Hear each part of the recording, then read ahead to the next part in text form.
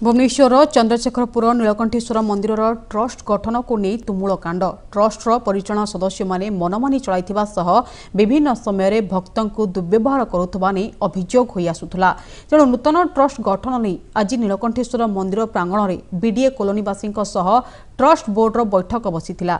मात्र आलोचना बेले प्रबल उत्तेजना प्रकाश पाइबा सह नूतन ट्रस्ट बोर्ड रे एंडोमेंट इन्स्पेक्टर किछि लोकंक नाम मनइच्छा उल्लेख करिथिबा अभियोग होईछि। एहाकु ने गंडगोल सृष्टि हेबारु बैठक को अधारू बंद करा जायथिला। घटनास्थल रे चंद्रशेखरपुर पुलिस पहुंची किछि लोकंक अटक रखी पचराउचरा करुछि। सेपटे एही अभियोग को खंडन करिसेंती एंडोमेंट इन्स्पेक्टर।